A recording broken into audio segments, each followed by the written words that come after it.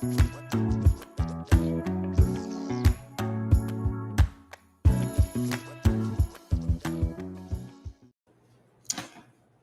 good, kind friends out there in the intranets.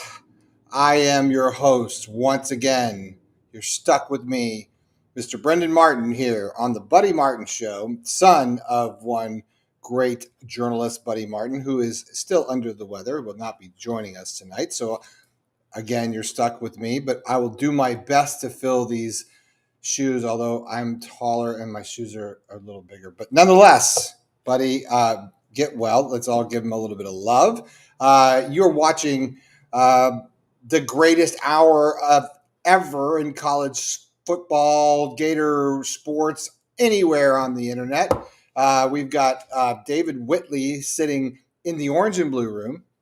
He'll be joining us here shortly. We've got Loren Meadows is going to come in. We've got Kyle Curtis coming in tonight. So it is going to be a power-packed show. What are we going to talk about? Who in the hell knows? But I know we're going to talk about college football, and I know we're going to talk about those Gators. Look ahead a little bit to Charlotte, talk a little bit about college football around the league, maybe a little bit what's going on there in Colorado.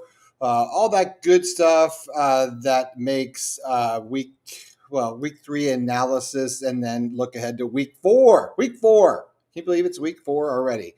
Hey, by the way, if you're joining us for the first time or you haven't, there's a little button if you hover your mouse over there, and you'll see a little red YouTube icon. Click on that thing and subscribe. Smash the subscribe button. And you not only will you be getting alerts and notifications on when we're live and we post videos, but you're also helping out the show.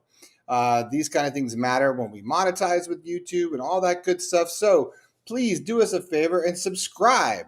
And with no further ado, we were going to do one of these things. It's time again for Buddy Martin. Call him up and tell him what you're thinking. But be kind because he's doing the best he can. Better, stronger, faster. Mama says that alligators are ornery because they got all them teeth but no toothbrush. Hey, what if the voice calls while you're gone? Take a message. Bye. You ready, champ? I'm ready for this my whole life. I'm incapable of small talk. But that's why you love me, right? Kind of intimidating to be in the presence of so many great athletes.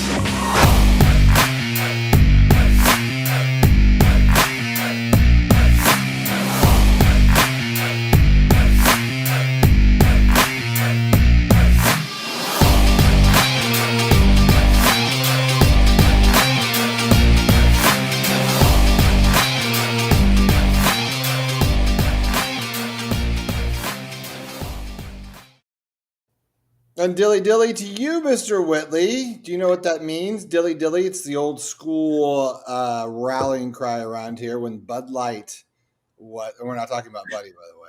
When Bud Light had the whole nights and the whole marketing scheme, and everyone said dilly dilly. That's how it all started. So dilly dilly to my friends out there tonight from Gator Nation Kingdom and everywhere else, and dilly dilly to you, David Whitley. Well, Mr. Whitley, welcome to the program. I was just wondering that today, what the origination of dilly dilly was, because I saw, I get one of those word a day things, and it was dally, and I thought, well, why did you do dally?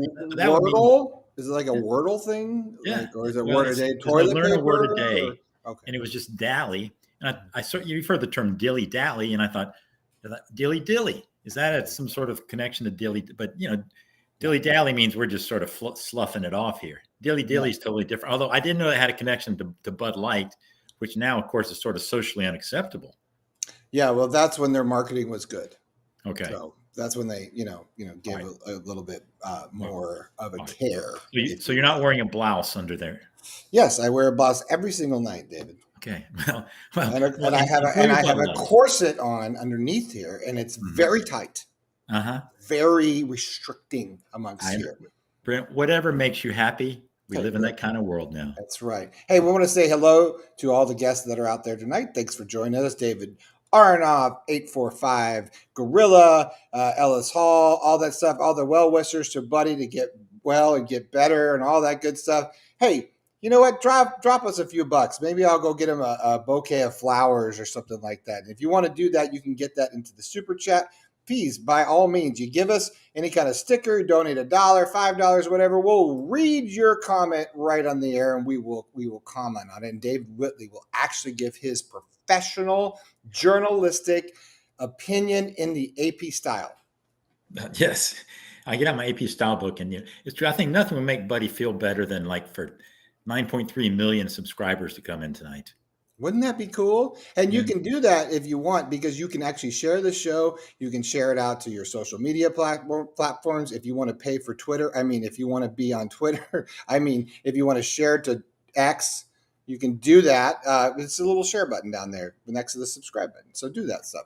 Mr. Whitley, we haven't talked since last Tuesday. And there was a pretty big football game there in this place called The Swamp. I hate to be redundant on the show because we talked quite a bit about last night, but it's hard not to discuss. I had the question last night is, when do you last remember the Swamp being that rocking? Like, because it felt as if the Swamp was the Swamp of the old. Did you have the same sort of vibe? Mm-hmm. It's the first time that I can remember where literally my ears were buzzing about 3 times. Like, you can just, and you go, this is, I wish I had one of those decibel meters.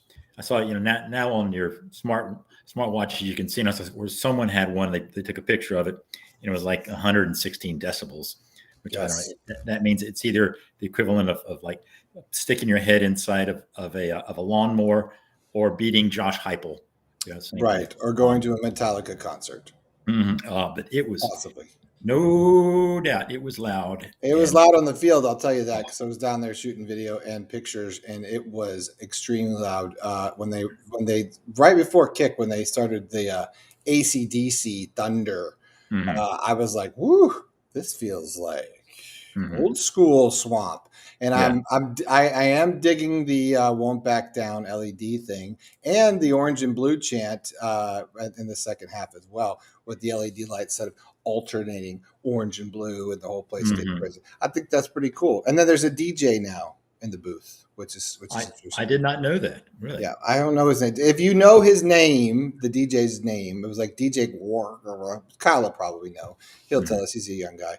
Other than the vibe and the feeling in the Swamp, we've talked a lot about what went well, and the topic du jour for me tonight is a little bit, I guess, away from all the good stuff, not to be negative. And I'm eating crow tonight because I did pick Tennessee to win, and that's fine. I'm going to eat crow all week, and I'll happily do so as a Gator fan. But my question is, how good is Tennessee?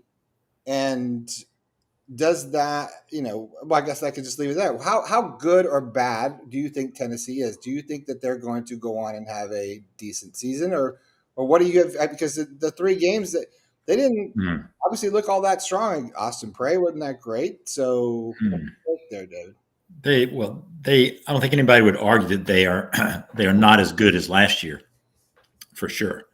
But they surprised people last year, and that, it all starts, as they say, at QB, and Hendon Hooker, as he was unbelievable.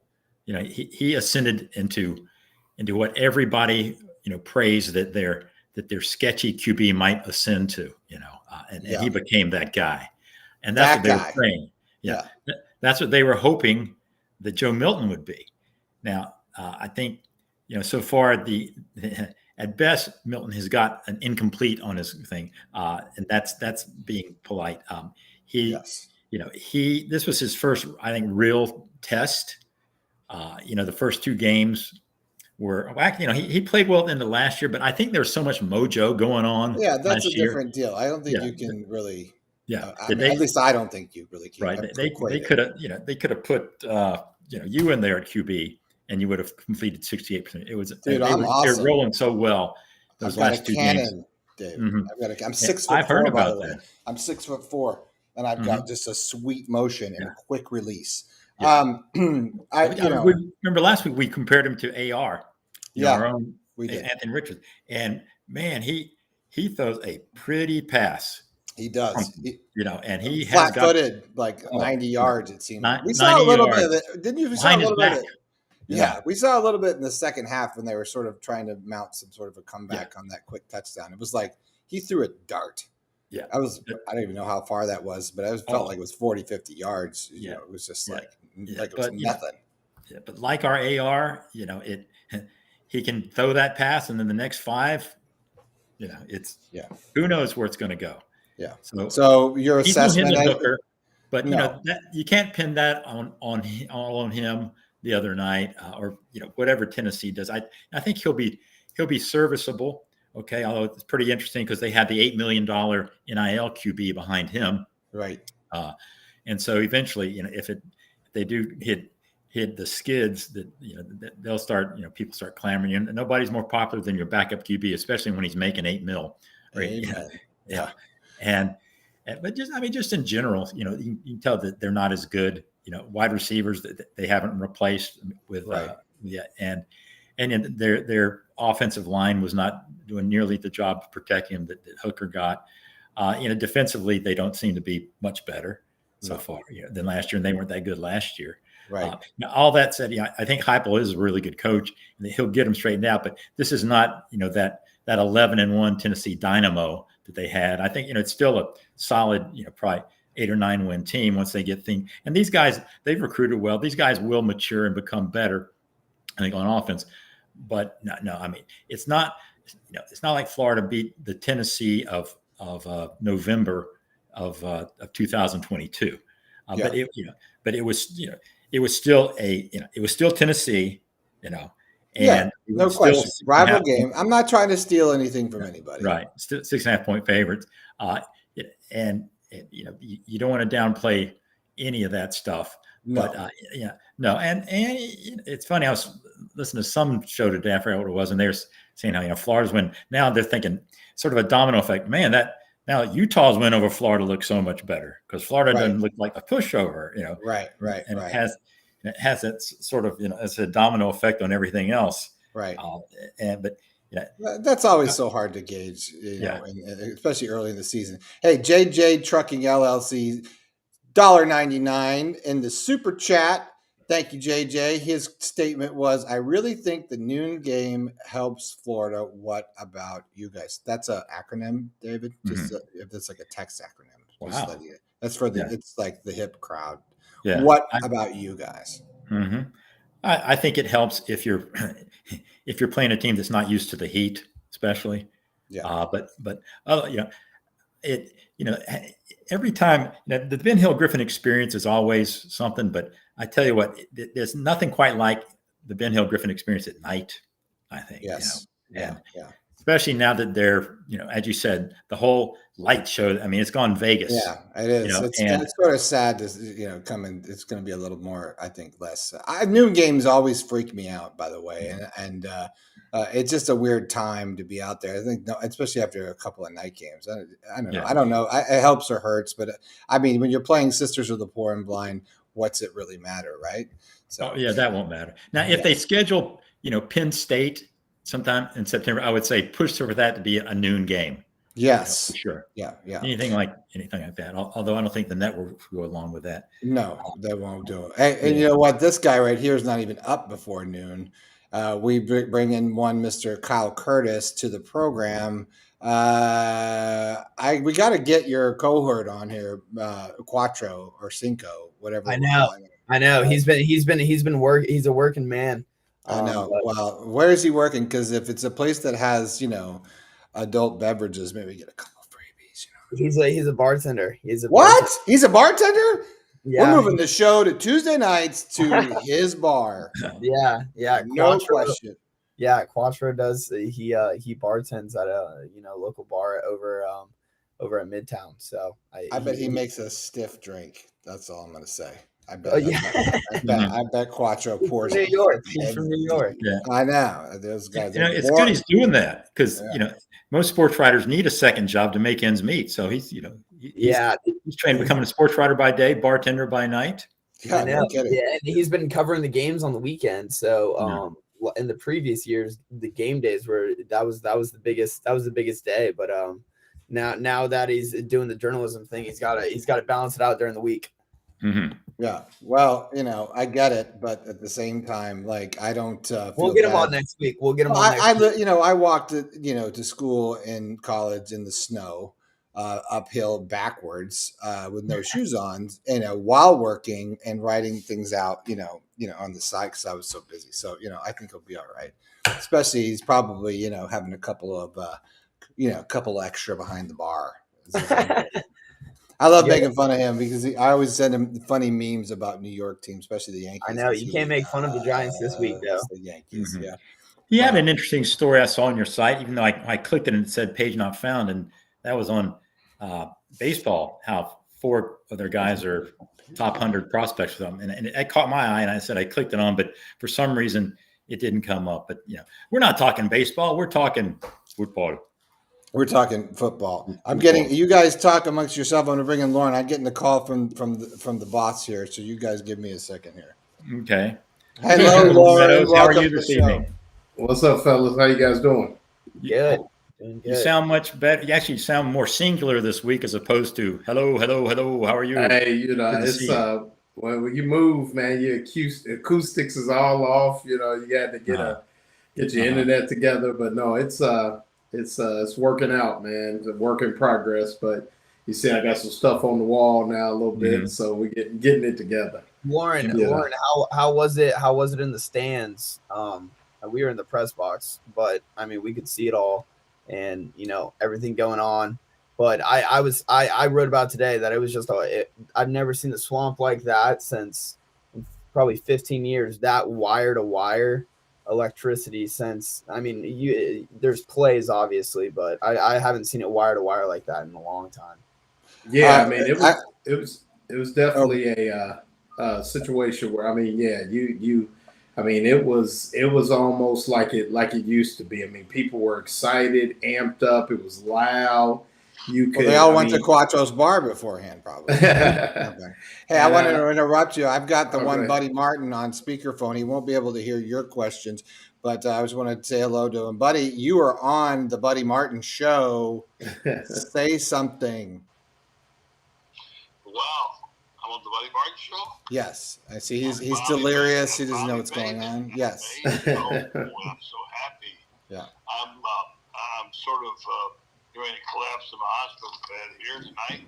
I'm okay, folks. I'm good. Just have a little issue with my ticker, which will be resolved by tomorrow. But it's no fun living up here in this hospital room. We'll get to watch you guys on the show. And David, good to hear from you. And also Kyle, thank you for propping Brendan up. He needs it. I do. And for Brendan for carrying the flag the last 2 nights. So just want to say hi. I'm out, back to bed. I'm good. I'll be listening to the show. All right, Buddy. Did you get injured in the game? Was it like an ankle or something when you were you trying out for the kicking game or what happened? No. What my girl happened. Somebody made a pass to my girl and I punched him out. Okay, that's good. I was suspended as well, along with the other players. So. Yeah, right end of the game, Buddy mixed it up there. All right. You do defend the honor, right? So that's right. All right. Well, Buddy, thanks for checking in, Buddy Martin, everybody. All right, boss. From the hospital bed, and official announcement that he's everything's fine. You just gotta worry about your heart once in a while. So he's going to hopefully be back with us tomorrow. Not to worry. So the swamp, yes, electric, fire, like crazy, awesome, exciting, all that kind of good stuff. Yes, it was the swamp of old. Yes, we discussed last night what game do you hearken that night to in your memory banks in the past. A lot of people talking about Auburn a few years ago. I felt like it was, LSU when the last or second to last year, or the year they won the national championship with Urban in the Swamp. What do you all feel like that game? You have a reference in your head about what game that reminds you of? Like as far as the electricity of it all. Mine was I would go actually I think it was Dan Mullen's first year. LSU when they beat when they picked off Joe Burrow and had the interception for the touchdown. And I think that, because he had kind of made the call for the Swamp to be loud, and a lot of people that I don't think necessarily were planning on Florida winning the game or being part of that.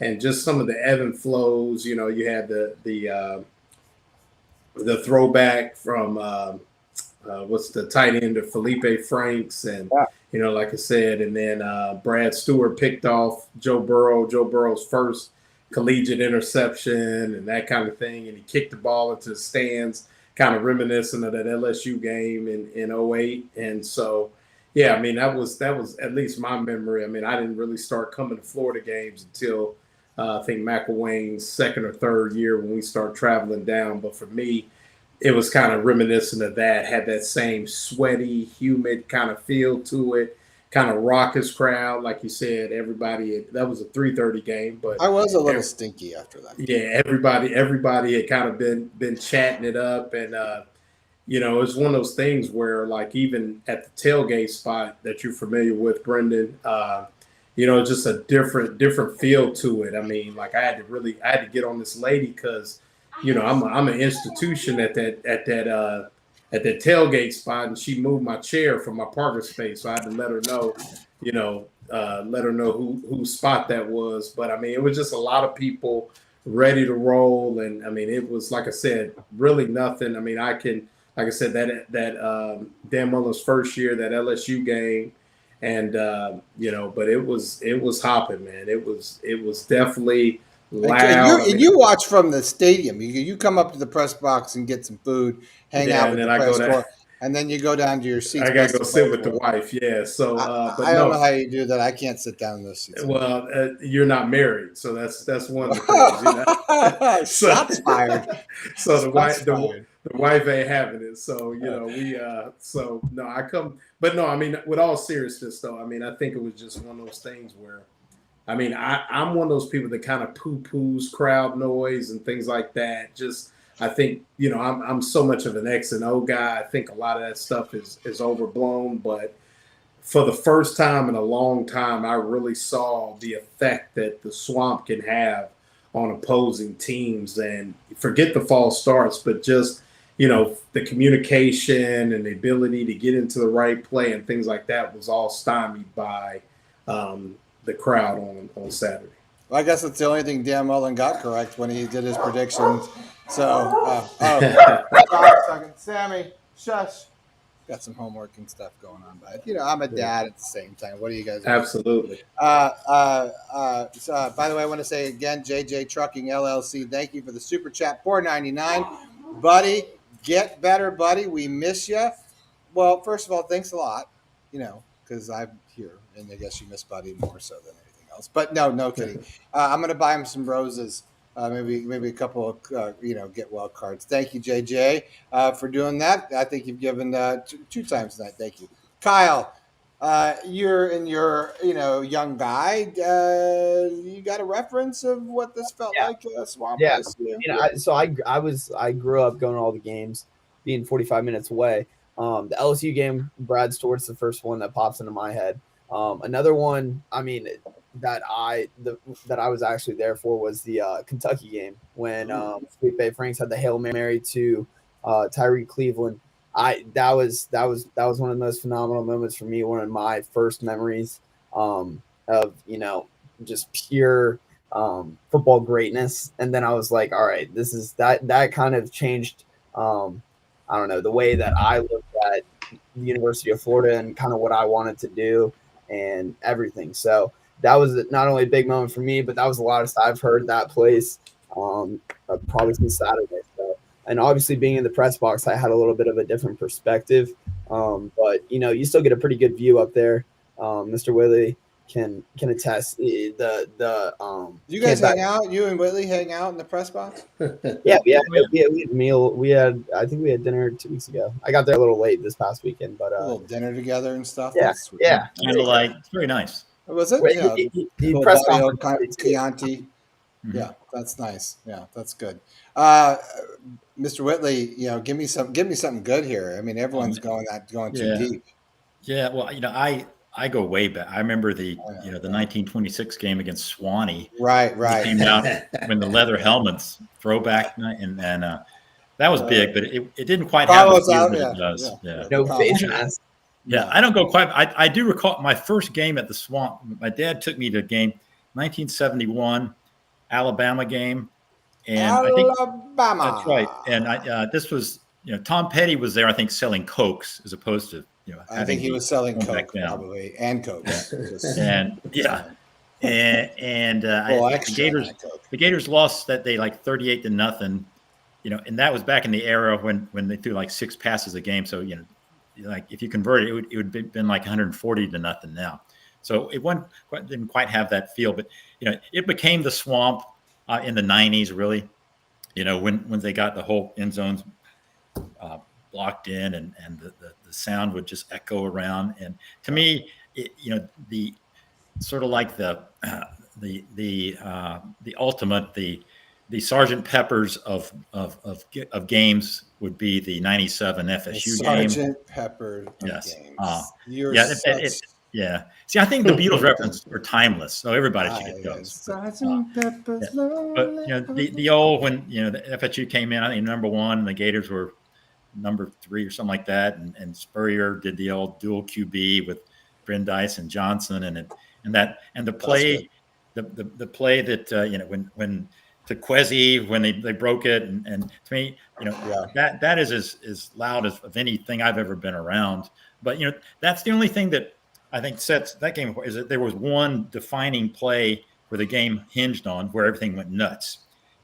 Like the other night there were some memorable plays, but there wasn't like the game-winning play where everybody just goes completely bananas at the end and becomes delirious. Remember after that 97 game, Spurrier wanted them to rush the field.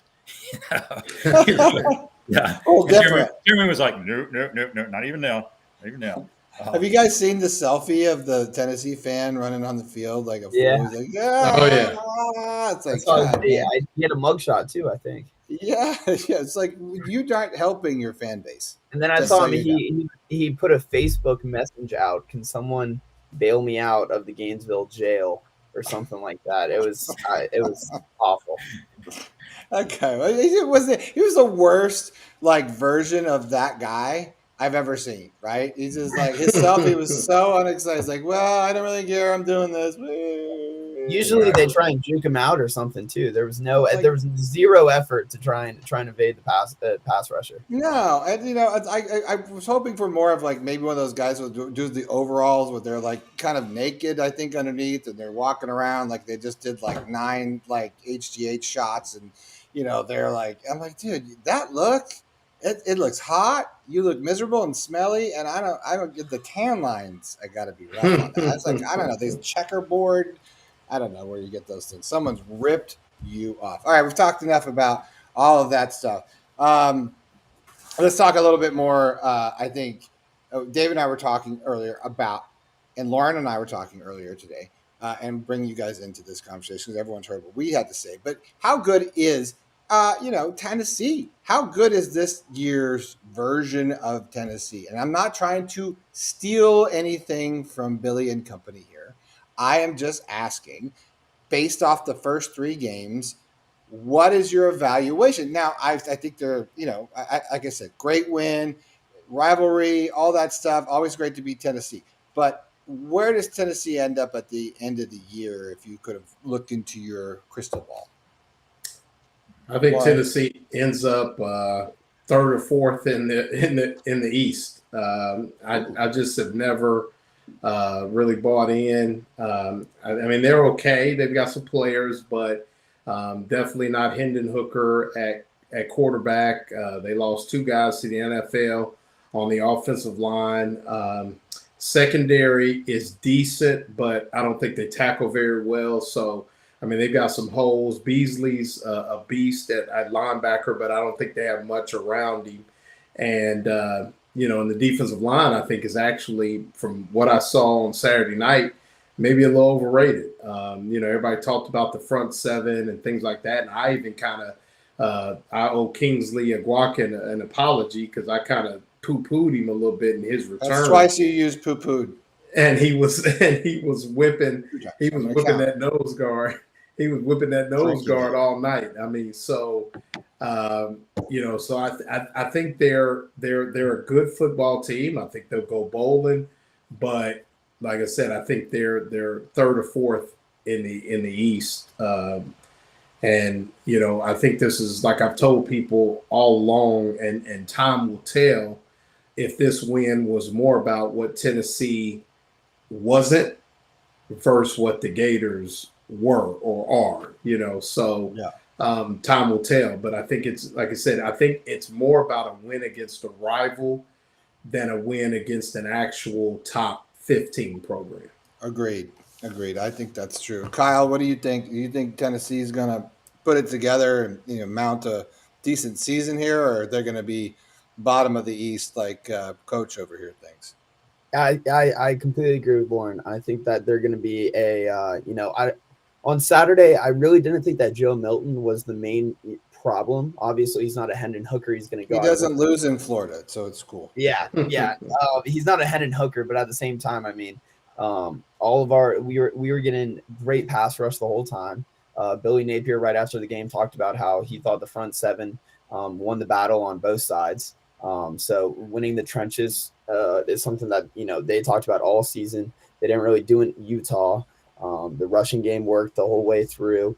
I don't even think they allowed a sack. I could be mistaken on that, but I don't think Mertz got sacked once. And I mean, they ran the lights off. And I think that Joe Milton, he had a few good throws, but the inconsistency there is going to leave him being a streaky team. And while I completely agree with the fact that while Tennessee may not be the number 12 or 13 team in the nation, it's also good to see, Florida played good. They played good. Yeah, they played good. And, even if it's not, like I said, the number 12 team in the nation, it's a quality win. And, it keeps the locker room in good spirits. Well, look, I mean, we can look ahead now because I was talking to Shane about this last night. Does this make Florida an 8-9 win team this year? Shane certainly thinks so. Especially with what we're seeing in the SEC this year. So that Kentucky win, you kind of put on the got to go to Kentucky, you got to beat them. Obviously you got Florida State, Georgia. Georgia against South Carolina last week. Although the first half didn't look, all that great. but obviously they dominated the second half. And then South Carolina, you got to go up there and win.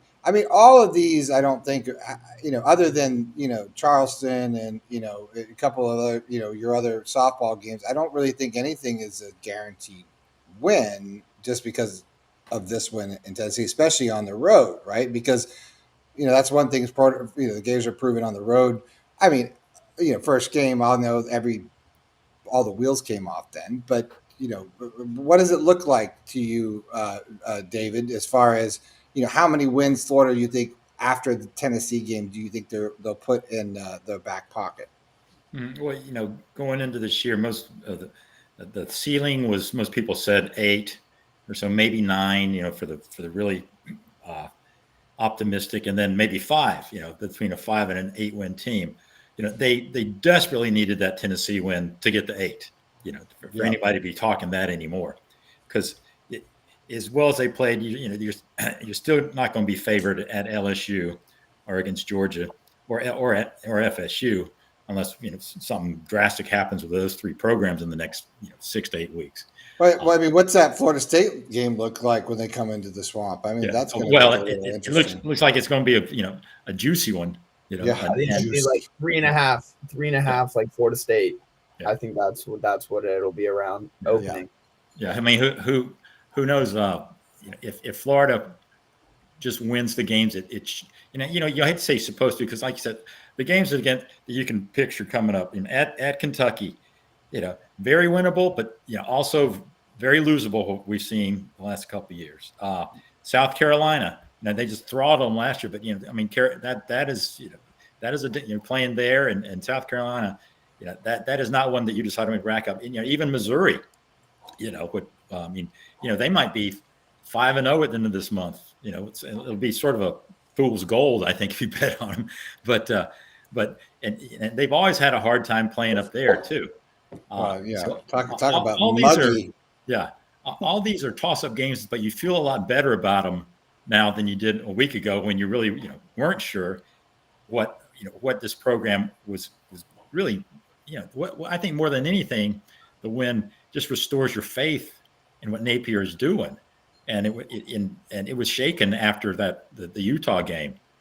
Whether despite all the good things that he's had on the program, when it comes game time, if this is a prime time product, and he proved that it is. So it really makes you feel better about these toss up games that are coming up. That now before it was 50-50. Now you figure it's more 60-40. Gator should win those games. Yeah. Well, I think we're gonna. Each week, we're gonna see. What I like about Billy is that he does make changes, right? He does seem to learn from his mistakes and then try to fix them. I'm far more a Billy believer after Saturday than I was going into the game. That's for sure. I mean, if you have to nitpick a little bit, I think I'm still shaky on special teams. Certainly kick special teams where you're looking at field goal kicking and some punting, which I still think is in question.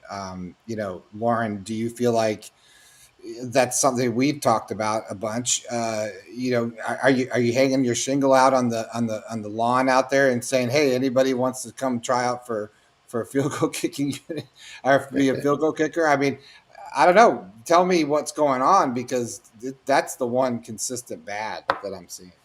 Well, I think they have, and this is one thing, I think sometimes Billy Napier speaks in circles, but I will agree and kind of tries to deflect.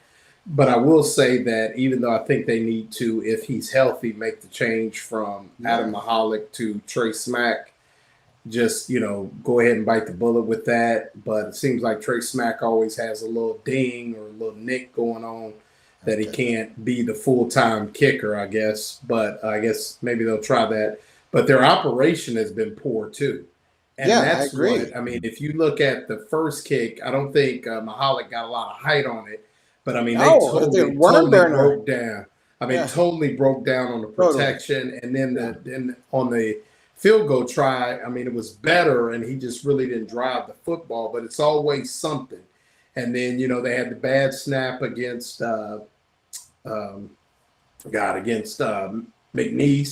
on the first extra point. And so I just think from an operations standpoint, and then kind of same thing with the punting, it just Crawshaw just doesn't seem to be hitting the ball consistent. He's always been pretty good, for the most part, but he shanked one against Utah. He shanked one. I mean, it didn't look like a shank, but for him, it was a shank on. He's got the yips. Yeah, on Saturday. The punter yips, I think. But the thing is, a golf reference. And I guess my thing is, if you're going to call a unit, and you and I talked about this in Salt Lake, if you're going to refer to a unit as game changers, then that has to be the focal point of what you're doing. And they're just not, the special teams are not affecting the game whatsoever. And I think to be a really good football team, obviously you have to affect the game in all three phases. We're starting to affect the game on offense, have been affecting the game on defense, although they haven't really forced any turnovers. They're kind of controlling the tempo and controlling the pace, but they have got to start, because You got to get on the board. You can't walk away sometimes without 3 points. This is how you're going to win like these close games. I mean, this is the difference maker. And no matter how hard you coach a team, you and I both know a cold November night in Columbia, Missouri, or maybe even a cold afternoon at Baton Rouge, where it's Tootsies are getting cold, baby. Yeah. You gotta get those little chippies and get those threes, and make sure those count. So yeah, I mean, they go play a little defense. They gotta make special teams special. And especially right on the now, punt. it's just not happening. Especially punting, it's like Kyle. It's like it's field position, as we all know. It's like and you got a good defense, right? I mean, I feel like the defensive core looked really well as a unit. It was fun to watch. Great defense again in the swamp. Seeing Austin Armstrong going nuts on the sideline, he was really into it. I guess this is the things that it's not just field goal, it's not just extra point. It's playing that field position game to really play these tough teams, because look, every coach, like Urban Meyer said last week on our Friday show, it's tried and true over and over and over and over. Defense wins championships. Well, defense in punting is almost defense. So Kyle, the question is that how long do you go without really having a special teams coach? That's kind of what I was saying when Loren was just talking about, if you're calling it game changers and you have all these different kinds of coaches, I just find it hard to believe that you don't have at least someone to make sure monitoring that you at least have 11 guys going out there. I mean, there was a play this past, I think it was Tennessee's extra point or something like that, where there were only 10 guys out there again. I think that's 3 straight weeks that there's been, the player personnel missing, something along those lines. And, that's not, it's one thing to be able to have a kicking battle, but it's another thing to, get the people in the position to kick the ball. So moving forward, I think it's going to be Smack. He came in there and, the crowd went crazy whenever he made like a 20-yard field goal or something like that. So, I can make a 20-yard field goal. Yeah, I think it's going to be Smack going forward. But, like you guys were saying, when it gets down to these, close SEC games, Bama a few years ago, we missed the extra point, had to end up going for 2. And, we ended up losing that game by a few points just because we were forced to do something due to an early mistake on special teams. So, I think right now it's trying to just minimize the mistakes and, at least get the right people out there first before you worry about actually who's kicking the ball. Didn't Ron Zook coach the Green Bay Packers special teams unit? Yes. When they won the Super Bowl. He's also an Ocala guy. He's an Ocala guy. I know. I see him around all the time. Great guy. Maybe he's not busy. He wants to come do some pro bono. Zucker for special teams coach. Throw Brandon Spikes in the special teams. That man is just he's electric. And by the way, you heard Billy talking about how he seems. Talking about how he's a difference maker. David, Spikes running around telling everyone beat Tennessee. Look, I think a lot of guys were just afraid to lose because Spikes were going to kick their ass. The guy's pretty tough. So what do you think he's making that much of a difference? Well, yeah, I think the Swamp Kings probably did a lot, because I don't think a lot of these guys, they didn't know Brandon Spikes. They weren't born or were just out of the crib when he came along, and then they see what a force he was, during the greatest period and one of the 2 greatest periods in Florida history, and a lot of it sprang from him being the leader. And they can look at his NFL career, so he's got a lot of street cred. Then he comes in, and he's still that guy who does that. In fact, it's sort of funny. Billy, yesterday, we asked about the scuffle at the end of the game. This is the press conference. That's right. You were there. And how, and just he was talking about that, and how it's a teachable moment. But some of the players probably need to. He needs to talk to about that discipline, and maybe some of his staff. Yeah, and I thought, I am frankly is surprised that Spikes wasn't out there next to Mazuka doing this. Maybe a tag team thing, like the old Mr. Wrestling 1 and 2 on that guy. because Hey, but Stewart got hands, man. He got them hands, man. He came out. He's like, oh yeah, he was. You see him slip that blow. Right. He got some hands. Yeah, I thought it was UFC for a second. You know, Right. he was gonna get You in there. usually don't see that in a football fight, but I did tell him they got helmets on, right? That's gonna hurt. He was ready to roll. I get. I think he's from Philly. So someone there saying, you go. They're hard from Philly, man. That's the deal. You just hear the Rocky theme playing in the background at some point. Yeah. Joe Frazier, the Philly left. Yeah. Well, I mean, but okay, so that brings up a bigger point. It's like, how much do you really care as a coach? Like Billy says all the right things, but if you play sports at any level, and I said this last night, like, your guy throws at your guy in baseball, you're gonna take a shot. Like, well, what did Deion say the other day at practice? He said Deion Sanders said something along the lines of, "We all just went and made it personal." That one, or was this something? No, it was something. Someone in practice got in a fight. And he was like, mama? He wasn't mad at the people who got in the fight. He was more so mad at the other people who didn't go and back him up. That's his thing. If we fight, if one person fight, we all fight. That's I think Billy, he had to say that it was bad that what they did, but I think privately he would have been more upset if somebody hadn't jumped in after after Mertz got really cheap shot at the end, and that was one of those unity moments, solidarity moments that came along. And, they do need to learn from that, and try to control the emotion to a point and not get it that point, because the practical matter is that when you start to that and throwing fists, you're going to get suspended for the next half game, at least, if not more. Right. And, of course, it won't matter this week. If anything, it sort of helps, they have an excuse just to start, get the young guys a lot of experience. Well, what do you guys think about that? The half game suspension, that was a pretty weak sauce, right? Well, I think that the SEC did it. Now, if they really wanted to be penal about it, if I can use that word, we all can be penal about it. Yeah. Well, Loren used poo-poo, so I can go with penal twice. Yeah, 2 times. Twice. That's a Midwest word, man. Poo-poo. You got to get that in the bathroom. Yeah, if they wanted to really make it hurt, they would have said, "All right, we're going to make it effective the next SEC game," and then you go, "Ooh, that would matter."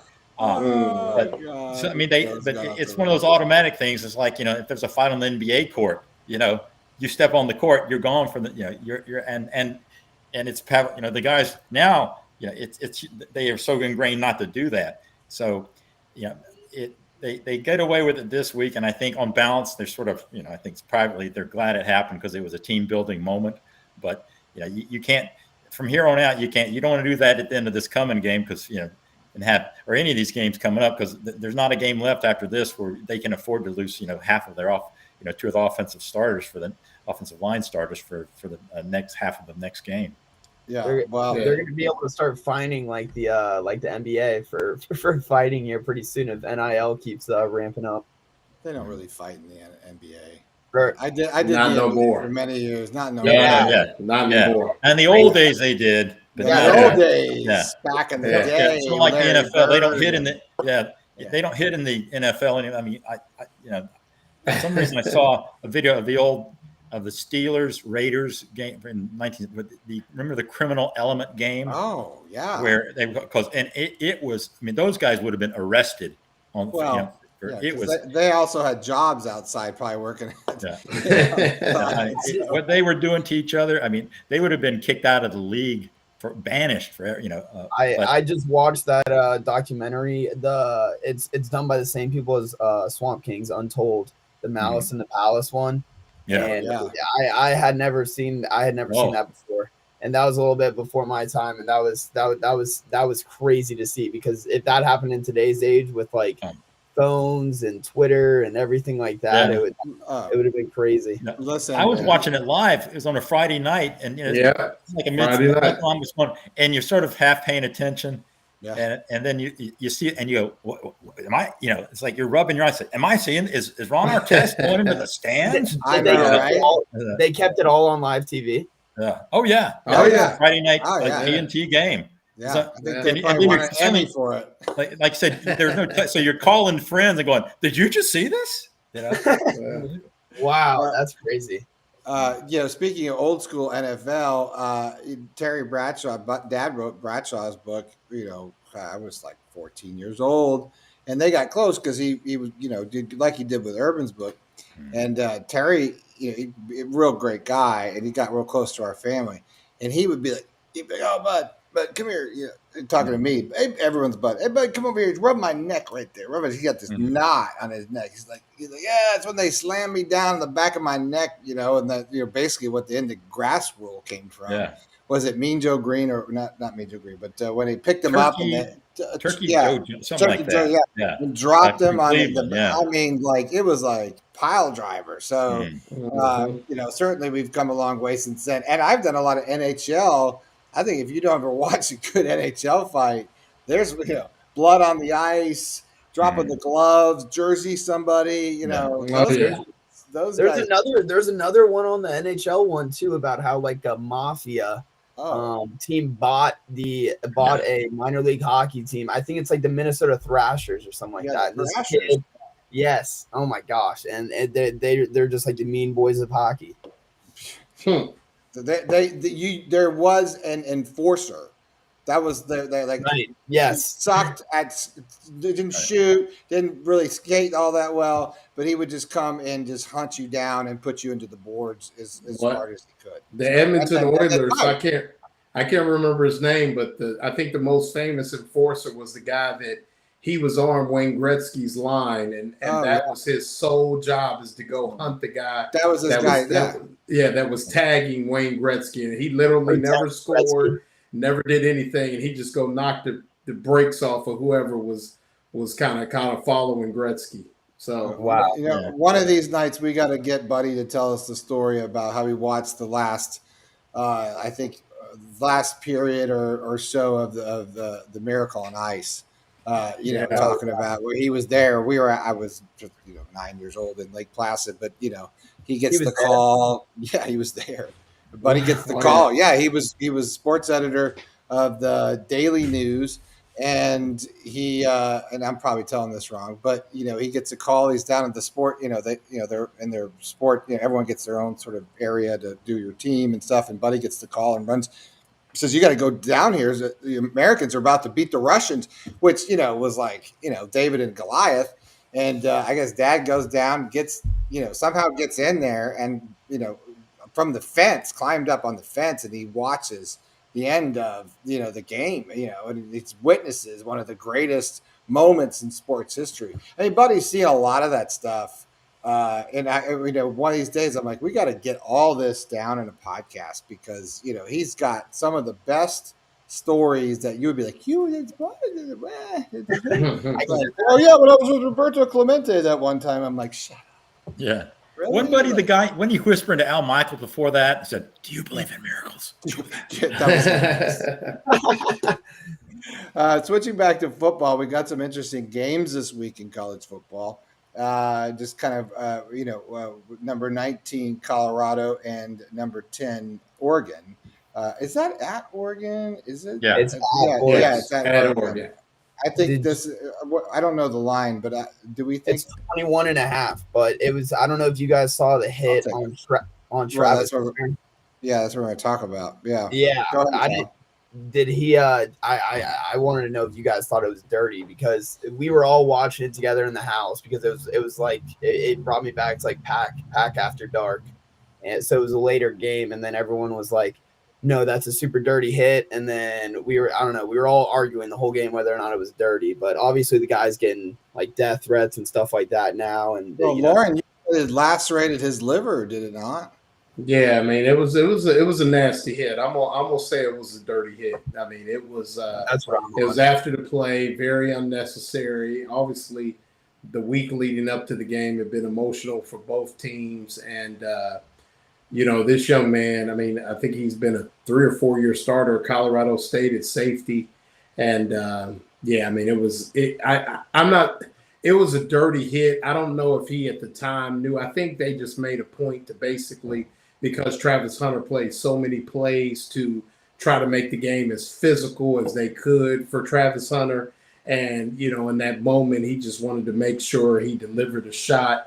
And he did, and it was pretty nasty. So, what could have been a more interesting game this weekend probably loses its luster a little bit. And I think maybe not Deion comes back down to earth. I think they'll lose because I think they got a decent football team. But it's going to be tough up there without arguably your best offensive player and your best defensive player. I mean, it's going to be tough. But, yeah, I mean, to that hit, I mean, it just – he kind of caught him right. I don't think he meant to – get him up because you got to get right up under the shoulder pads to kind of get the liver, and he just kind of, I mean, it just was one of those things, and I don't think he necessarily meant, but he definitely wanted to send a message, and,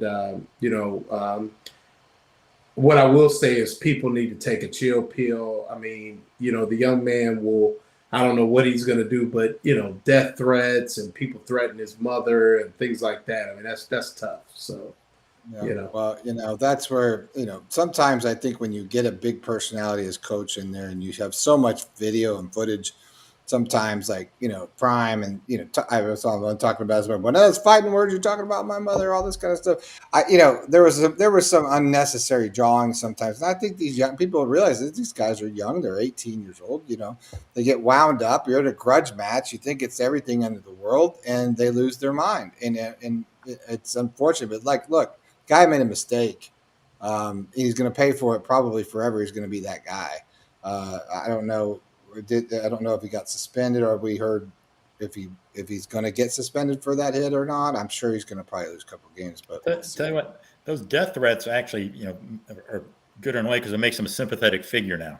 And people have come to his defense and say, all right, yeah, he made. Well, they're good unless somebody actually follows through with it, right? Then that's yeah. Then I will retract that statement next week. If he is murdered in the next week, I will. I didn't mean that. I didn't mean that. I'm sorry. Yeah, be careful nowadays, Mr. Whitley. Yeah. A lot of people read you now. They really like what you write, so be careful. Yeah. Nobody. Nobody picked that. I get death threats every day. Everyone hates me. It's okay. But it puts the thing in a larger context. That sure, I mean, he was too fired up and he was on edge and he took a cheap shot. I mean, I don't think he said, "Let me go lacerate this guy's kidney," but he did, like Loren said, just want to send a message. But it's not like he wanted to kill him, and it's not worthy of this fire and brimstone that's been raining down on him. But it's not the first time we see this.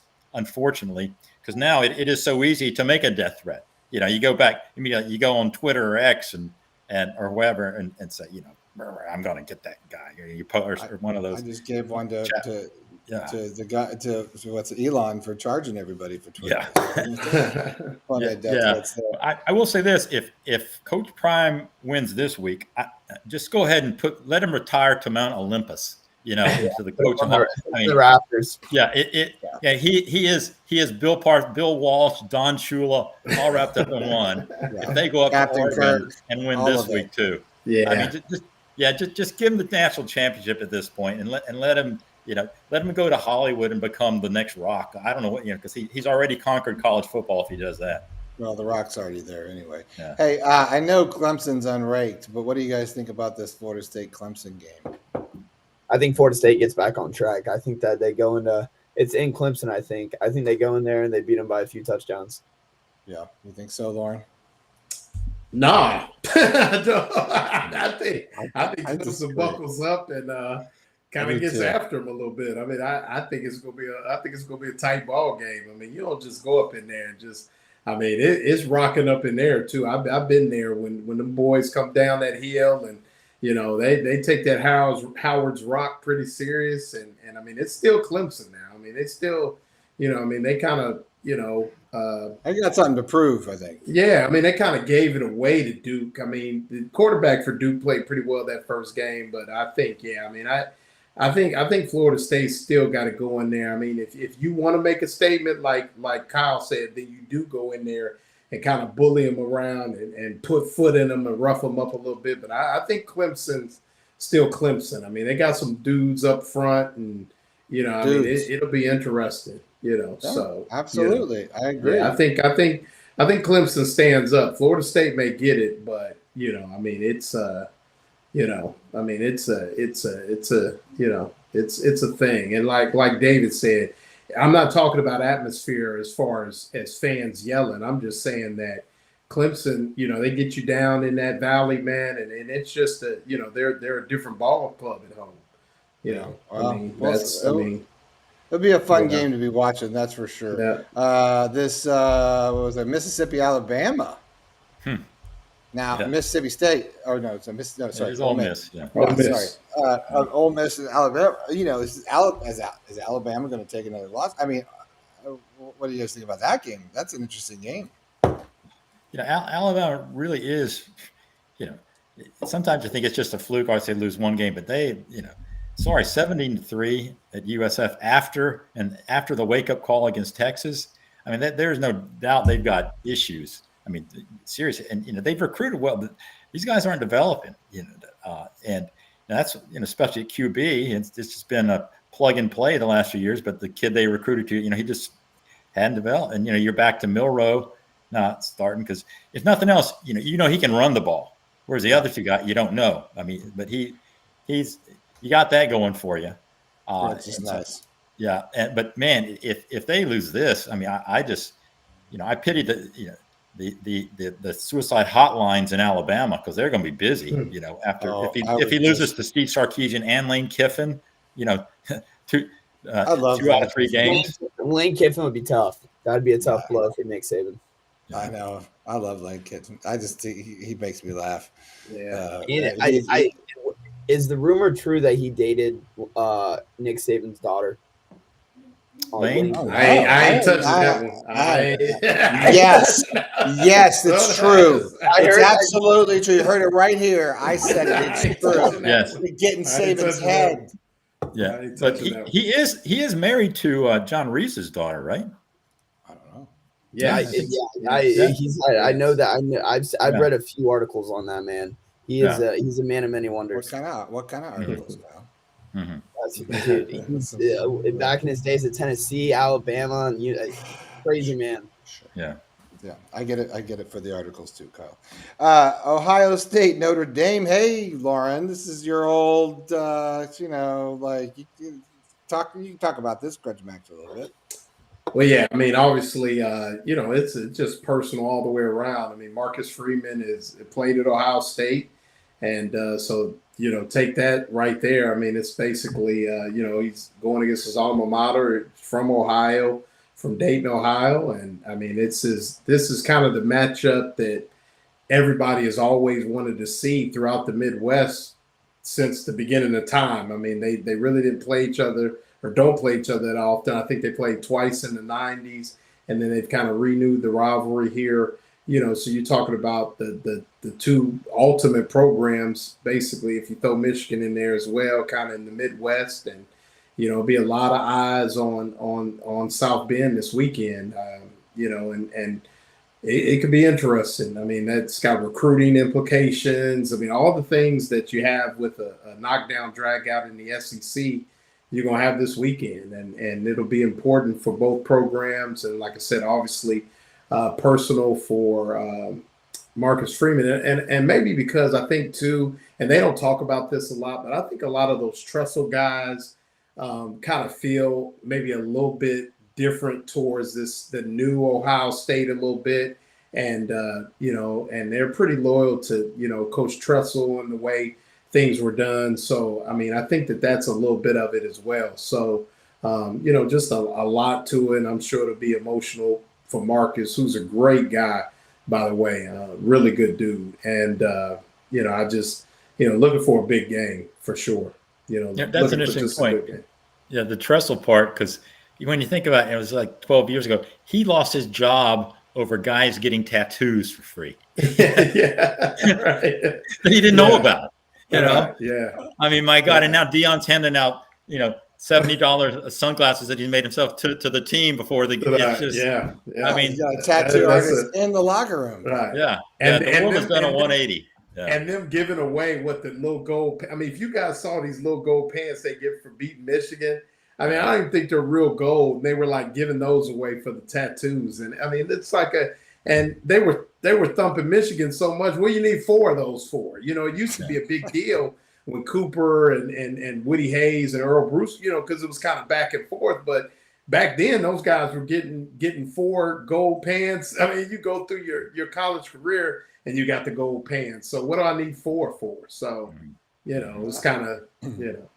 It's all different these days, right? We've got turnover chains, and my favorite ever was the FSU backpack. I mean, that meme was the greatest thing ever.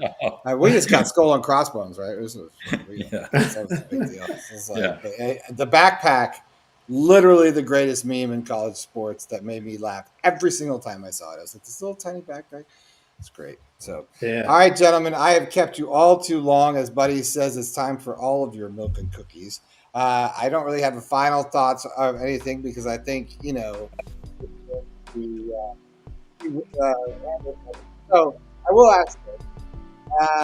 How big, you don't have to give me like a score prediction, but how big is the margin of victory for Florida against Charlotte, Sisters of the Poor, Blind, whatever we want to talk about? Kyle, we'll start with you, and then I'll kick you off, and then we'll go with Loren. I'll kick you off, and then we'll go with Mr. Whitley, and then we'll end the show. Kyle? I'm going to go with 42. 42 points. All right, that's good. And who's your outlier? Who's the big breakout player of this game? Caleb Douglas. Caleb Douglas. All right, Kyle, you're done. Thank you very much. Hey, Kyle, post that story. You can read him on GatorbaitMedia.com. He is Kyle Curtis. He works his ass off. Thank you very much. You can probably post that story about recruiting. We didn't even talk about recruiting. We'll have to talk about recruiting. You know what? He just wrote an article about all the recruits that were in the swamp on Saturday. Great article. I already read it. So go get check it online. Go get your work done, Kyle. Okay, Kyle Curtis, check it in. Mr. Loren Meadows, what do you think? What was it, Kyle? 47, 42? What did he say? 42. He said 42, I think. 42. I'm going to go with I'm gonna say 28 points. I think they just kind of. A lot of backup, a lot of slot. Yeah, play. Just kind of work it on in, and but I wouldn't be surprised if they pitch a shutout. So maybe 35 nothing. Okay, 35 now. Who's the breakout player on offense or defense? Either one. I just think it kind of goes back and forth with the two-head monster running back, and I think that it'll be Montrell Johnson's night on Saturday night. I don't look for. I mean, maybe Graham Mertz. Maybe Graham Mertz throws for a couple touchdowns this time, but I'd say Mertz or Johnson. Nothing crazy though. All right. Well, he's Loren Meadows. You can also read him on GatorbaitMedia.com. Writes great articles, pregame, postgame. He knows a lot about the X's and O's, way more than I do. Check him out on GatorbaitMedia.com and read him today. Loren, thanks for your time, and you have a great night, sir. Thank you. Good job. Mr. Whitley, we always start with you, and we always end with you. I feel like we know this is where we need our Chianti and, that's right. Just sort of fava beans. Talk about the essence of football and all those things. So how many points, David? I think 32, but I think the key thing is that they want it to be a neat, tidy 32 as opposed to a sloppy 32. They don't neat. Well, they hospital need, corners 32. Yes, they don't need guys going off sides on special, on kickoffs like they did, and all the special team woes they had. And what Napier is emphasizing this week is the discipline and not letting down, not letting success go to your head, and going out there and playing, just good, solid football and not being sloppy after an ego-boosting game like that. If they do that and win by 24 as opposed to get sloppy and win by 45, he'd be happier. I think Florida should be happier if it's just a game where they go out there first half, take care of business, and do it well, and don't. I know you're always worried about a letdown after a big win. I don't think there's much concern about it. Well, there won't. Yeah, I mean, score. There's no way that they'll, because it's not like people say, well, Appalachian State. There's always a Georgia Southern here and whatever, but this is a struggling they're a bad team. Yeah, and the best thing they have going for them is their coach's name is Biff. Oh, I mean, Back to the Future, baby. I know. I love that stuff. We need T-shirts. Biff. Me and you. I feel like we need Tuesday night Biff T-shirts. I don't know if they've ever lost to a coach named Biff. Well, it's not going to happen now. Hey, David, what you got? Any good stuff coming out in the Gainesville Sun you want to promote?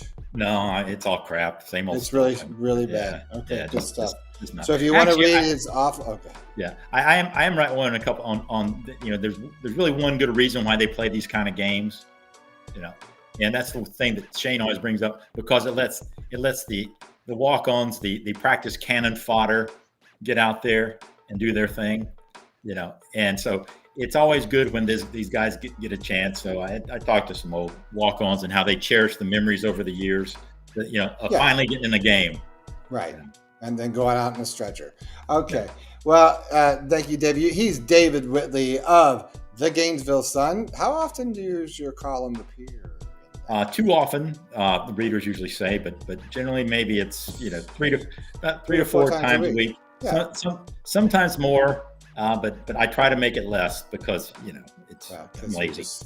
I know you are lazy. Really. His column is fantastic. Check him out. And you do some web broadcasts. I noticed you're popping on there once in a while. Swamp casts and stuff. Yeah, Kevin Brockway, our Gator beer, we do one. I like it. Yeah. I like it. I tell you what will really inspire the Gators. I don't like it. I like us better. I mean, you and I. Well, no, we're special. I save all my good stuff for you guys. I can tell. Believe me. Right. All that good stuff. So yeah. David. I know the Gators if they look up in the press box and Buddy Martin is there this week, it will inspire them to score at least 2 more TDs. Oh, they're gonna have a whole thing of like, give me a B, the whole thing. Yeah, I'm probably not, but that's all right. I'm sure I'm speaking for everybody. Say best to you, buddy. Get well. Yes, and thank you for staying late. I know we missed your milk and cookies, but I'll send you some on DoorDash. Thank you, Brendan. That's David Whitley, and you all have slugged it out with me. I appreciate your patience and understanding. I am not Buddy Martin, but I do play one on TV this week. Want to tell you about a couple of our sponsors. We didn't get a chance. I was trying to play the Meldon Law. Meldon Law, they won't back down. Literally offices, Ocala, Gainesville, I think Orlando, all over the place. Check them out, meldonlaw.com. And then Renstar Medical Research here in Ocala, clinical research trials from all different things, fibromyalgia, Alzheimer's, all sorts of interesting research going on down there, right downtown. Great, and been a supporter of this show for a long time. I know I thought I would be better about it tonight, but I'm just trying to pull from memory. But you can check them at redstarmedicalresearch.com, seeking tomorrow's answers for the health questions. Ready, Dad? Of today. If you're wondering where Dad was, he is somewhere in a VIP hospital and probably eating bonbons and getting taken extra care of. No, all seriousness, Buddy has been out. Thanks for your overwhelming support for him. Dad, if you're watching, I love you. I hope you get better, and I know you will. I think tomorrow we are looking for you, hopefully, to come back on the show and, take some of this, the reins back on the, your name's on the whole marquee out there. So thanks for everybody for checking in, supporting us. Thanks for JJ Trucking. Thanks for your super chats tonight. Thanks to David Whitley. Thanks to Loren Meadows. Thanks to Kyle Kurz. Really quickly, I will tell you, we are still running our promotion right now, all access annual on GatorBaitMedia.com. Gets you 20% off right now using code WINNING. Winning Tiger Blood. Winning. It's been a long day. I didn't sleep much last night. And you can check it out right now. You're probably in the chat room. Click on that thing. That link will take you. Go and get support the show. Support the website. I think that's all the shit I got tonight, guys. I'm kind of out of gas, and I think I'm gonna go have milk and cookies myself. So as always, I will say to you all out there, go Gators, and will tonight especially say, I love you, Dad. We'll talk to you mañana. Have a good night, everybody.